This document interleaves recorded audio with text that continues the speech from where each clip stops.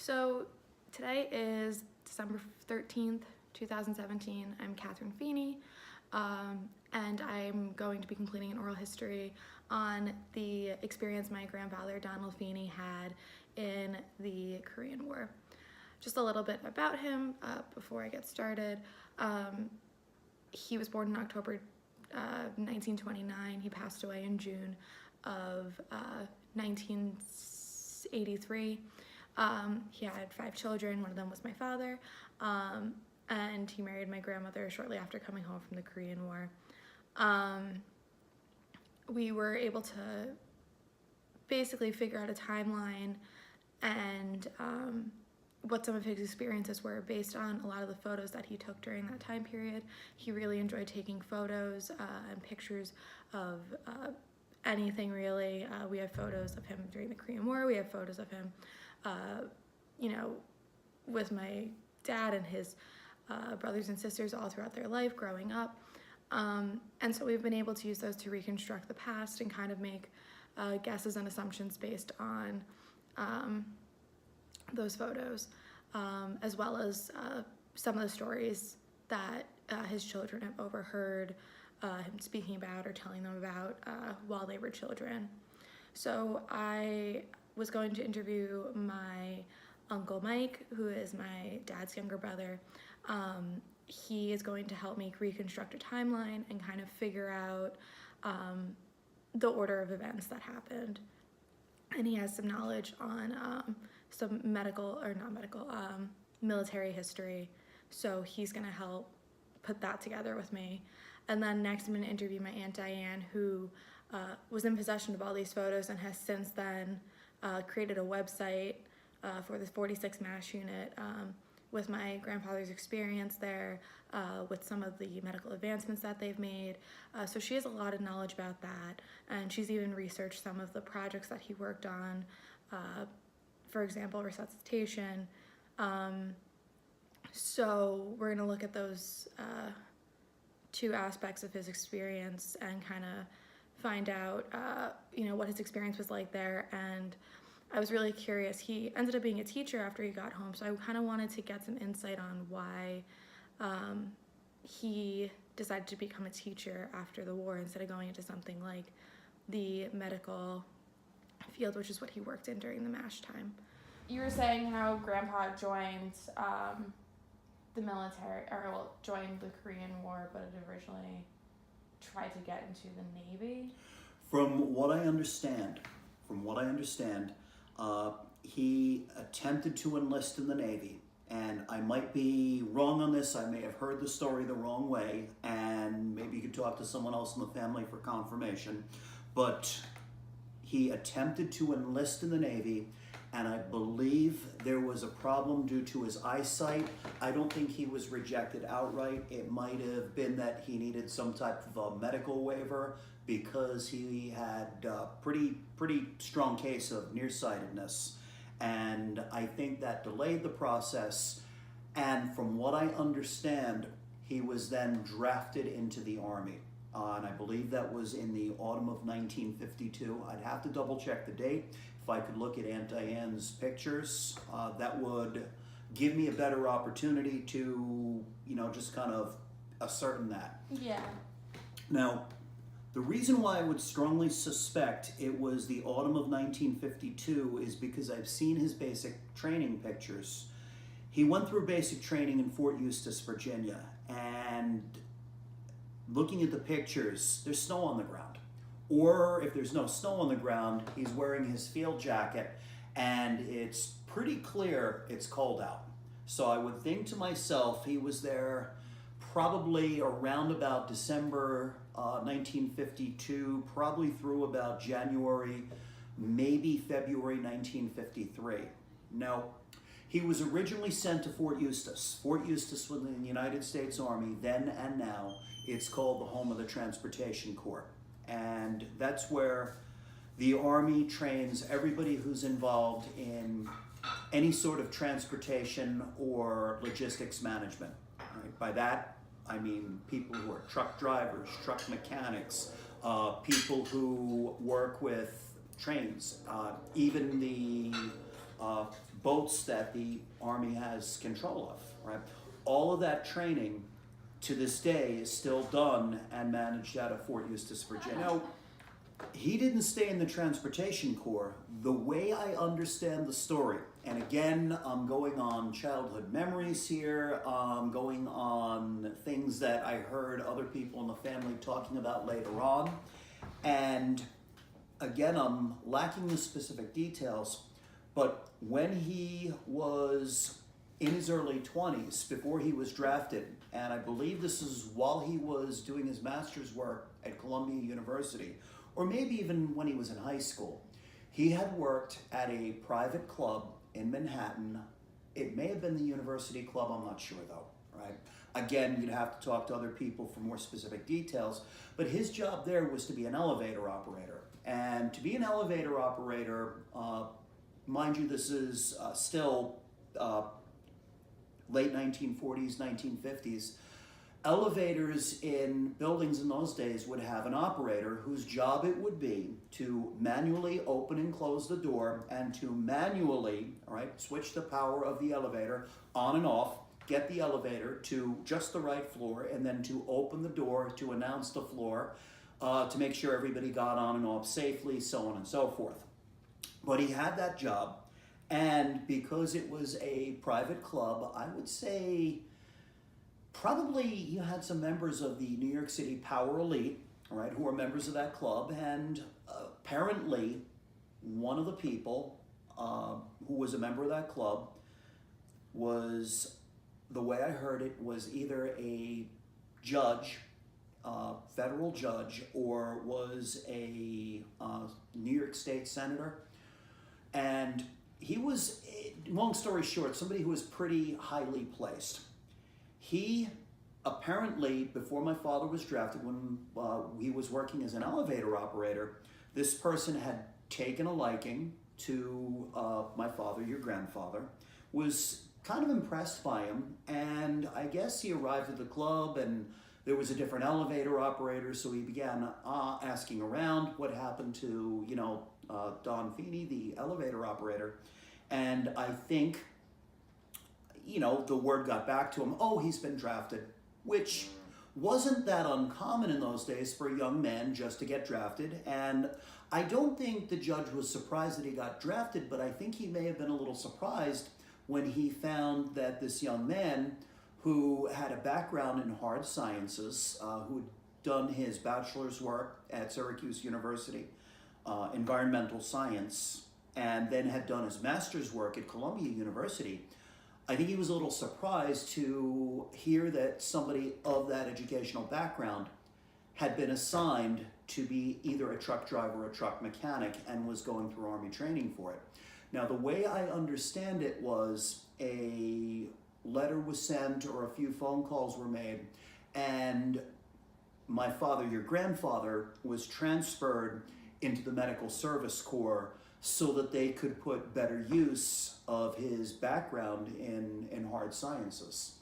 So he found himself in the Medical Service Corps, and you have to understand that this was, by this time, probably early 1953. So he finishes basic training at Fort Eustis, and he spent a little bit of time with some friends in Richmond, Virginia, Washington, D.C., based on some of the pictures I've seen.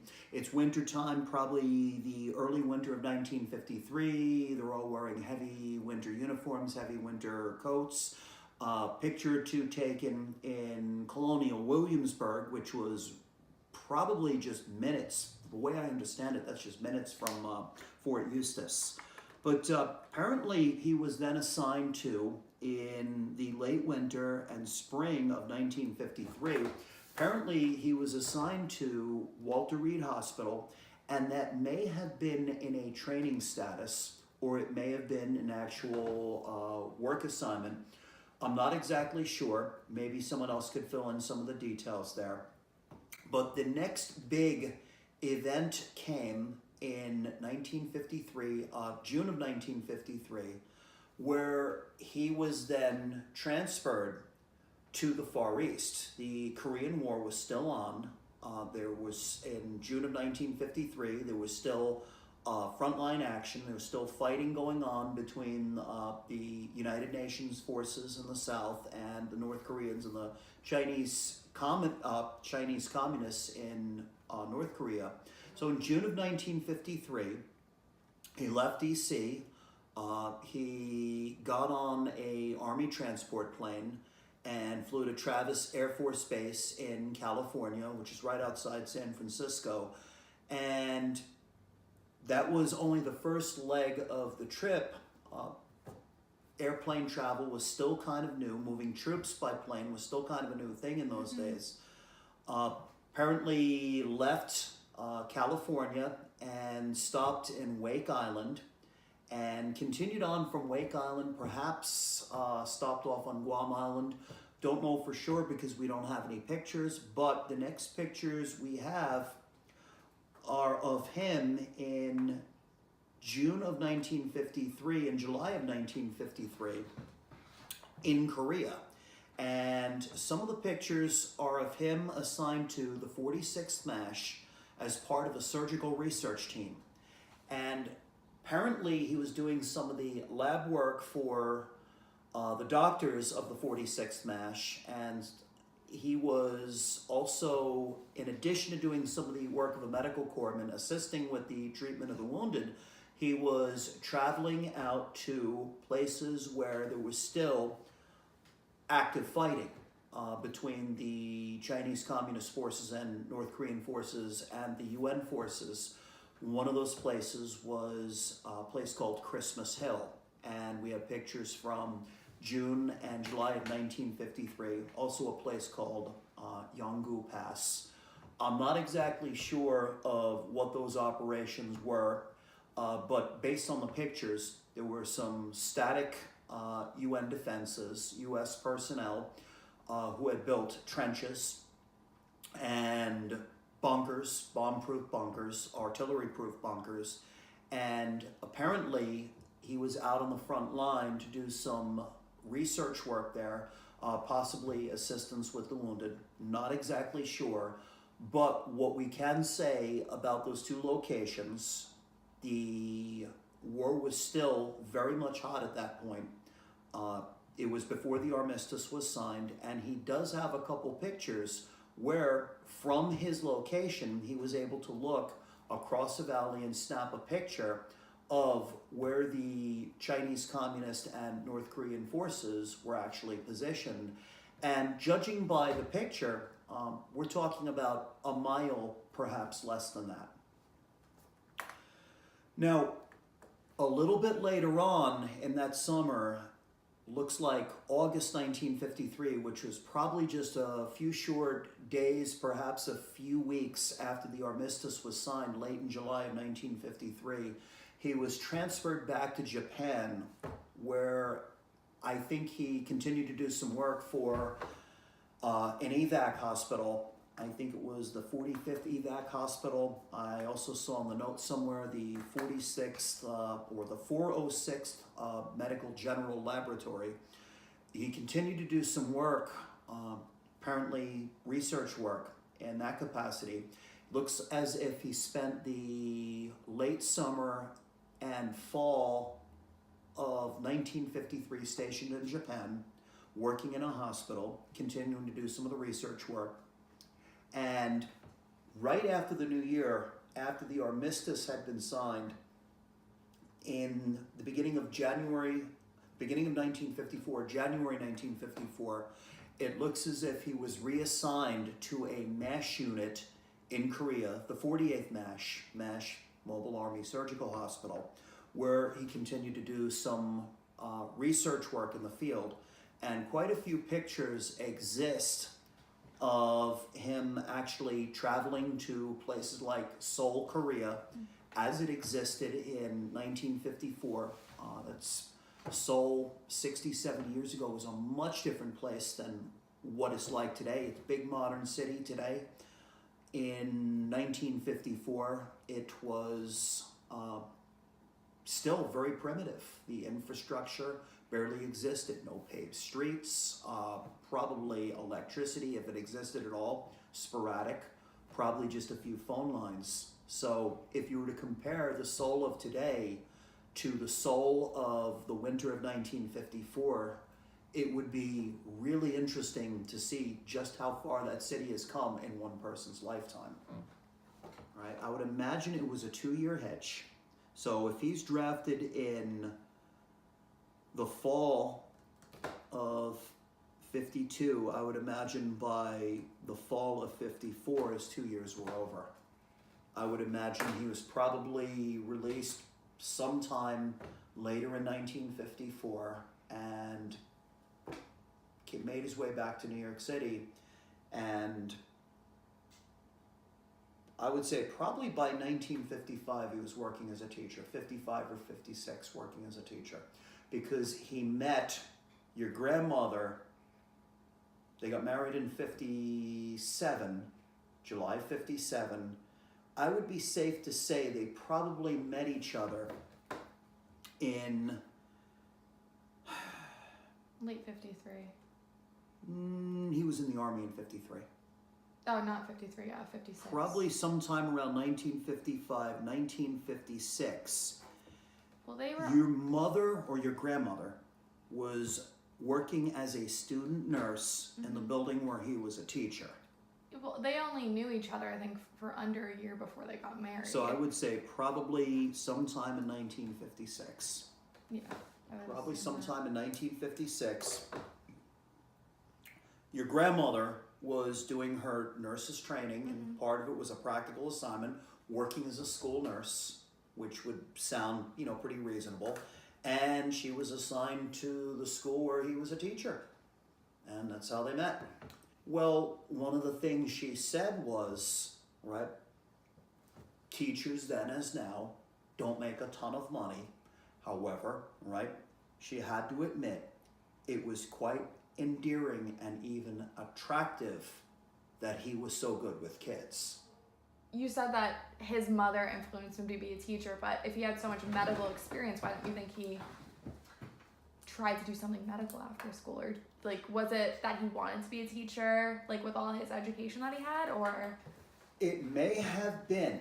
I hear stories that he had while he was in college, late teens, early 20s. He had spent summers working as a camp counselor. In fact, some of the camps were actually up in Harriman State Park.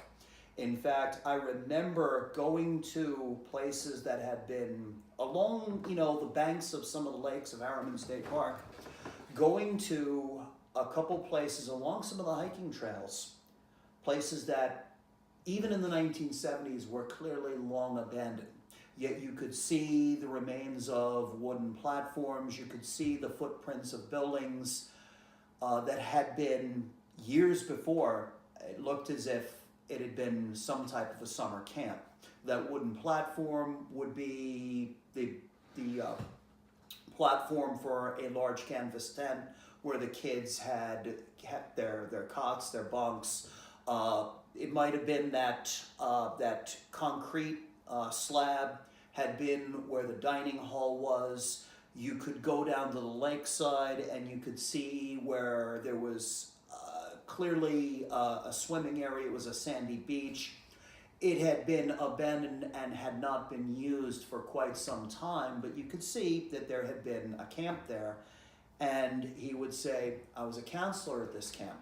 And he would say, kids from New York City, and over there, that platform, all right, I remember that was our tent, and I remember, telling a story over there. I remember going down to the lakeside and making sure the kids behaved themselves when they were swimming. I used to take them on walks through the woods, and that was kind of an experience for them because a lot of these kids were from the city, right? They'd never, ever been to a place where you could look in any direction and there was no sign of human inhabitation. I would take them into kind of like a swampy area, show them the animals that live there. I'd point out birds to them. And he told me about those experiences, and I think that's where he found he may have had some sort of a connection with kids and students and teaching kids, albeit in kind of like an informal kind of setting. But I think that's where he may have gotten the idea that teaching might have been something that he could do at least for a little while. We believe that he spent about a month working in the 406th medical laboratory in Tokyo, which was the supporting laboratory of all of the Far East. They supported all of the laboratories in Japan, Korea, Okinawa, and the Philippines at that time. That's where they had laboratories. And they looked at epidemics. They looked at they did tests for mosquitoes. They worked with what they called honey buckets, fertilizer, trying to just bring more science into that. But they had, that was a supporting laboratory. He was there back and forth. He was there for about a month in the summer of 53, and he also went back there, I believe, in 53 and 54 for short periods of time. From there, he went to the 46th MASH in Korea, and when he was in the 46th MASH, he worked with the surgical research team, and their research was to improve casualty rates, especially looking at all the deaths from casualties that had happened in World War II. They were really determined to do their best to improve the rates. One of the first ways they did this was by instituting the helicopter evacuation. They also started working with training in establishing battle aid stations so the men could get immediate help right there on the front lines. From there, they had routes that they could get the men to the MASH units, which were close by, through helicopter. And at the MASH units, they had the base established, ready to go transfusion and plasma, highly trained doctors and staff, nurses, ready to help. They did a lot of the research was on the men as they were coming off the battlefield, in the battlefield, and immediately afterwards. He was in the 46th MASH. He was working under Dr. Curtis Arts, who later became known as burn specialist. And the research team, many of their projects were post-operative and pre-operative care and battle casualties. Surgical service, the best way to put things in for the triage.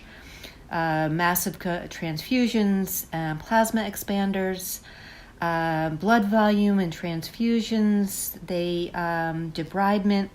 One of the things that they looked at was abdominal and thoracic care for wounds, because that was it was usually something the men would die of earlier wars, and they would almost invariably get sepsis. In World War II, they started doing procedures where they would just cut out the colon and the lower intestines if they were damaged, and hope they had about a 40, maybe 60% survival rate, depending. But they moved into a much higher rate during the Korean War, because of many of the things that they instituted. One of the things that they found was very important was getting the men immediate care, which was getting them back to the MASH units. Very important. But they also found resuscitation, and they instituted a whole program of resuscitation, which was immediate care of the men as soon as they were injured, and it included training people who are on the field to do tourniquets, to take care of fractures, to use plasma, and to help them get ready for transportation, making sure that they can breathe. So the resuscitation was something that was also very important. But by the time they presented this in '54. They had several cases of abdominal wounds, and they had only 2 deaths. So they were doing a wonderful job and learning how to care for men. Was sent to the 48th Surgical Hospital, which had a laboratory there that specialized in hemorrhagic fever. And hemorrhagic fever had been killing about 85% of the soldiers who got it. It was a horrible way to die. They've likened it to Ebola or hantavirus. It is a hantavirus. At the time, they did not know what it was. It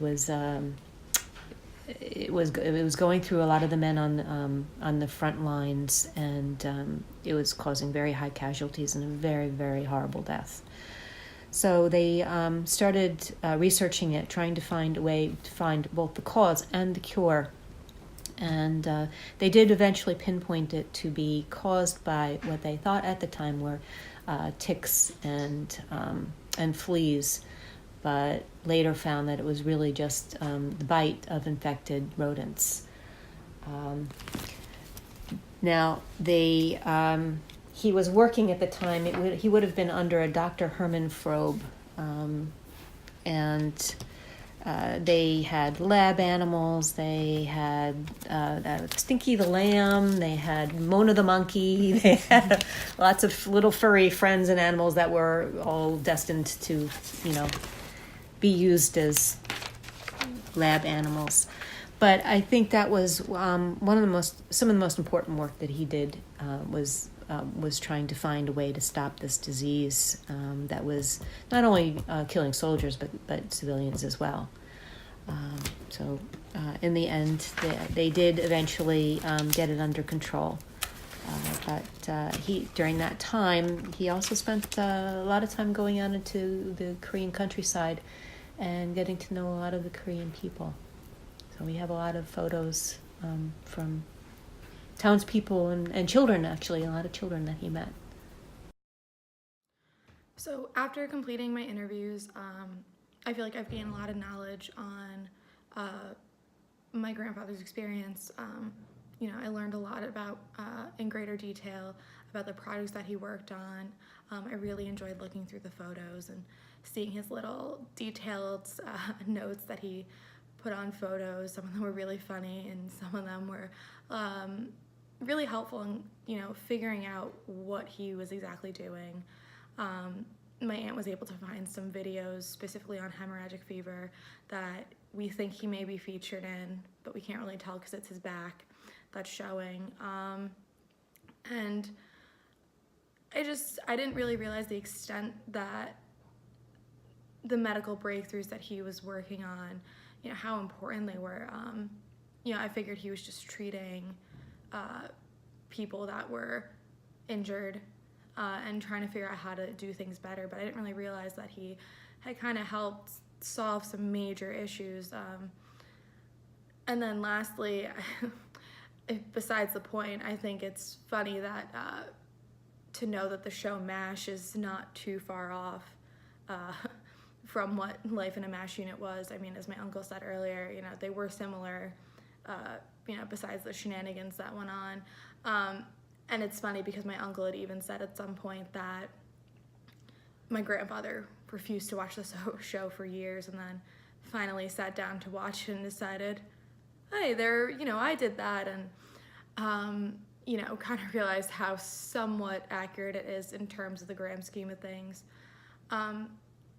But what's wonderful about this project is that there's more room for me to add information as it comes out. I mean, my aunt last week got in contact with one of the sergeants that my grandfather was working under, got the contact information from his son, and was able to get photos and pictures, which really helped me with this project. But there's always more information that's coming in, and that's great for me to be able to build on this.